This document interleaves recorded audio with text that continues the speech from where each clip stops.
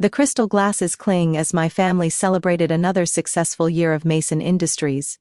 Our penthouse overlooking Central Park sparkled with expensive decorations, and the air was thick with the scent of imported champagne and success. I stood in the corner, nursing my drink, watching my older brother Mark charm potential investors with his rehearsed smile. My younger sister Victoria flitted between social media influencers, her designer dress catching the light. Our parents, Richard and Elizabeth Mason, held court near the grand piano, basking in their children's perceived successes. Well, two of their children anyway. Olivia. My mother's voice cut through my thoughts. Stop hiding in the corner. The Henderson son is here. He's a successful surgeon now. I sighed.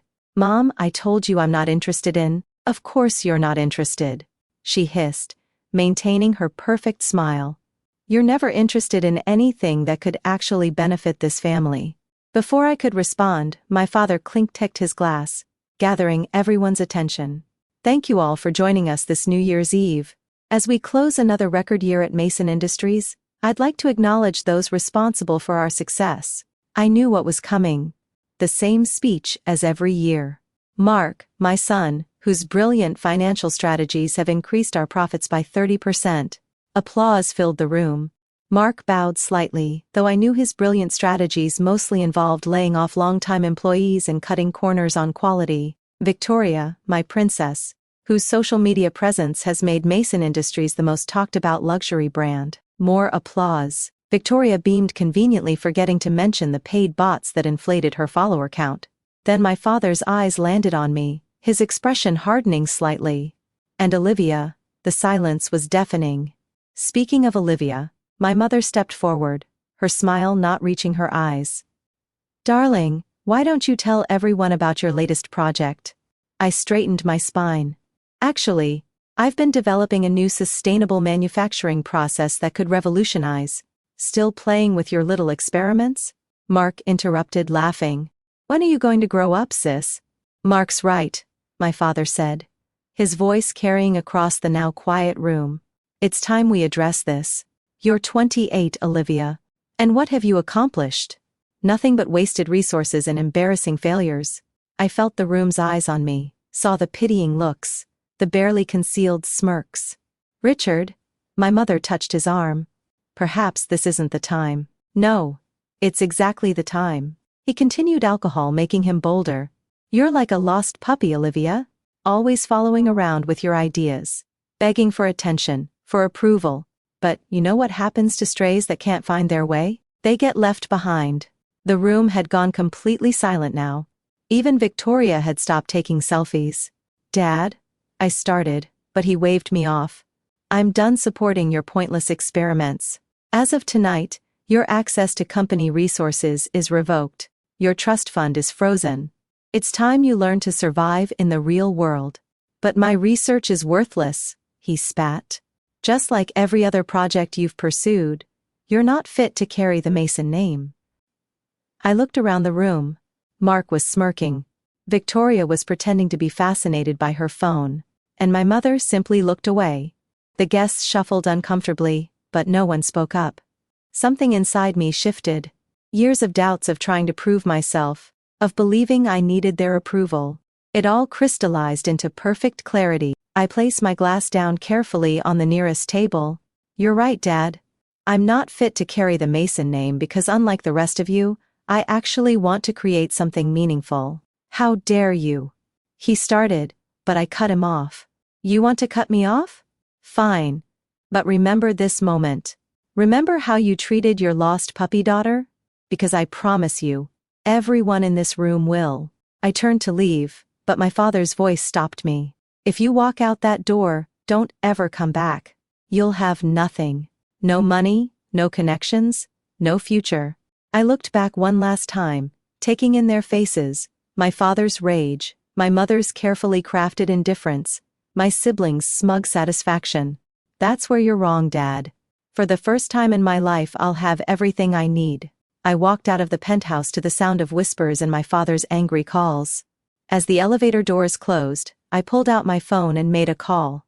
Dr. John, it's Olivia. Remember that offer you made about my sustainable manufacturing process? I'm ready to discuss terms. As I stepped out into the crisp New Year's Eve air, I smiled. They thought they were abandoning a lost puppy. They had no idea they just unleashed a wolf. And in exactly 1 year, they'd understand exactly what they'd lost. 6 months after that fateful New Year's Eve, my worthless sustainable manufacturing process revolutionized the industry. Dr. John's investment firm had recognized its potential immediately, something my family had been too arrogant to see. I sat in my new office at Jiang Innovations, watching business news coverage of Mason Industries' latest scandal. Their factories had been caught violating environmental regulations. Mark's cost-cutting measures coming back to haunt them. Miss Mason, my assistant Sarah poked her head in. The Reuters reporter is here for your interview. I smiled. It's just Olivia Chen now. I filed the name change last week. The reporter, David Wells, was exactly what I expected. Snorts, sharp eyes, and sharper questions. Your sustainable manufacturing process is being called the biggest innovation in the field this decade. What inspired you? I saw an industry desperate for change, I replied, thinking of the toxic waste I discovered in Mason Industries reports. Someone needed to step up. And the timing? Your former family's company is facing serious environmental violations. Any connection? I kept my expression neutral. I prefer to focus on solutions rather than competitors' problems. The interview continued, but my mind drifted to the encrypted email I'd received that morning from Victoria's former assistant. Apparently my sister's social media empire was built on more than just bot followers. She'd been accepting payments to promote counterfeit luxury goods. The evidence sat safely in my private server, waiting for the right moment. After the reporter left, Dr. Jung entered my office. At 65, she carried herself with the quiet confidence of someone who'd broken every glass ceiling she'd encountered. The board approved your proposal, she announced. We're expanding into luxury goods manufacturing. I nodded, trying to contain my excitement and the partnership offers. 3 major brands want exclusive rights to our sustainable process. She paused. Mason Industries also reached out. Of course they had. Their stock had dropped 30% after the environmental scandal. What did you tell them? That they should contact our head of innovation directly. She smiled. I believe you're familiar with their management. The next day, my father's name appeared on my caller ID for the first time in 6 months. I let it go to voicemail. Olivia. His voice was strained, missing its usual authority. We should talk about business. Call me back. 3 more calls followed. Then came the emails, each more desperate than the last. Finally, a text from Victoria. Dad's going crazy. The board is threatening to remove him. Please just talk to him. I focused on my work instead. Our new luxury goods division was taking shape, built on ethical practices and genuine innovation. Everything Mason Industries wasn't. Then Mark showed up at my office. Nice place. He sneered, looking around. Though it's no Mason Industries, that's the point, I replied, not offering him a seat. What do you want, Mark? We need your manufacturing process. The board's given Dad 3 months to fix the environmental issues, or they're voting him out. Sounds like a personal problem. He leaned forward. Listen, you've made your point. You're not just a family failure anymore. Now come home, help save the company, and we can all move forward. I pulled up a file on my computer, turning a screen toward him, like he moved forward with these factory reports, the ones showing you knew about the toxic waste 3 years ago. His face palled. How did you? Or maybe like Victoria moved forward with her counterfeit goods scheme. Amazing what people will tell you when you actually treat them with respect. You wouldn't dare. I already did. I showed him the morning's financial news on my tablet. Mason Industries stock had dropped another 15% as rumors of the counterfeit scandal began circulating. You're destroying our family, he whispered. No, Mark. The family destroyed itself. I'm just refusing to sync with it. After he left, I received another call, this time from the board of Mason Industries, bypassing my father entirely. They wanted to discuss a potential acquisition. That evening, Dr. Zhang found me still in my office. The board's offer is strong, she said, placing the proposal on my desk. With this, you could take control of Mason Industries completely. I stared at the documents, thinking of all the years I'd spent trying to prove myself to my family. What would you do? She smiled. I'd remember that success is the best revenge, but mercy shows true strength. I picked up my phone and dialed a familiar number. Dad, we need to talk. Not about the past, but about the future of Mason Industries.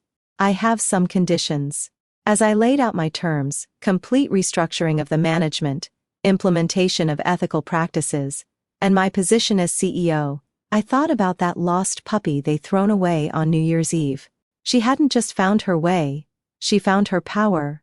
1 year to the day after being thrown out, I stood in the same penthouse where it had all ended and begun. The New Year's Eve party was smaller this time, more subdued.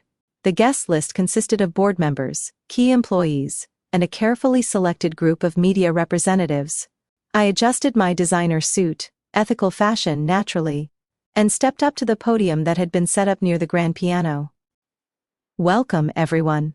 What a difference a year makes. The crowd chuckled nervously. They owned the story by now.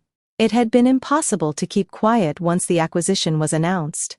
The lost puppy who'd returned as CEO was too good a narrative for the media to resist. My father sat in the corner looking smaller somehow in his expensive suit. My mother kept her eyes fixed on her champagne glass. Mark and Victoria were notably absent. Mark had resigned to pursue other opportunities after the toxic waste evidence came to light, and Victoria was busy rebuilding her reputation after the counterfeit scandal broke. Mason Industries has undergone significant changes this year. I continued. Our new sustainable manufacturing process has not only solved our environmental issues, but has made us an industry leader in ethical production. Dr. Zhang, now our board chairperson, nodded approvingly from her seat. Our stock has recovered and exceeded previous highs. Our employees have better working conditions and benefits, and our reputation. I paused, allowing myself a small smile. Well, let's just say we're known for more than scandals these days. The crowd applauded. Even my father managed a weak clap. After the speech, as guests mingled and celebrated, my mother approached me. You look well, she said stiffly. Amazing what success can do for one's appearance. She flinched. Olivia, I should have stood up for you that night. Yes, you should have. I took a sip of champagne, but then I might never have found my strength. Are you happy? She asked suddenly. With all of this, I considered the question. I'm satisfied. Happiness wasn't the goal. What was justice? Change. Proving that doing things the right way can be more profitable than cutting corners and crushing people. She nodded slowly. Your father, he's different now, quieter. He spends a lot of time in his study looking at old family photos. He's welcome to keep his position as consultant, I replied. As long as he remembers who's in charge now. My father chose that moment to approach. He aged years in the past 12 months. Olivia, he said, his voice rougher than I remembered. I've been working on that proposal you requested about implementing educational programs for sustainable manufacturing in underprivileged communities. Good. Have it on my desk Monday morning. He hesitated. I was thinking perhaps we could discuss it over dinner as a family. I studied him carefully. The arrogance was gone from his eyes, replaced by something that looked almost like hope. Business dinners are on Thursdays. You can schedule time with my assistant. He nodded, accepting the boundary. And personal dinners need to be earned, I replied firmly. Trust isn't rebuilt over a single meal. My mother touched his arm. We understand. We'll do whatever it takes, Olivia. However long it takes. Later that night, after the guests had left, I stood on the penthouse balcony where I'd made that life-changing phone call to Dr. Zhang a year ago. The city sparkled below, full of possibilities I'd never seen when I was trying to view it through my family's narrow lens. Sarah, my assistant, brought me the latest reports. The community outreach program is ready to launch, and Ms. Victoria sent an email requesting a meeting to discuss potential involvement. Tell her to apply through proper channels like anyone else. And Mr. Mark's still trying to start his own company in Boston. Keep monitoring the situation. Sarah hesitated. There's one more thing. Dr. Zhang is retiring next month. The board is unanimously recommending you for the chairperson position. I smiled, looking out over the city, from lost puppy to CEO to chairperson. But titles weren't what mattered anymore. My phone buzzed with a text from Dr. John. "Proud of you, Olivia. You've created something meaningful." And that was it, wasn't it? The thing my family had never understood. Success wasn't about maintaining appearances or accumulating power. It was about creating positive change. About lifting others up, instead of pushing them down. The lost puppy hadn't just found her way home. She built a better home, one where others could find their way too. As the clock struck midnight and fireworks lit up the sky, I raised my glass to the new year, to new beginnings, to second chances earned, not freely given, to the strength that comes from being underestimated, and most of all, to the lost puppy who become exactly who she was meant to.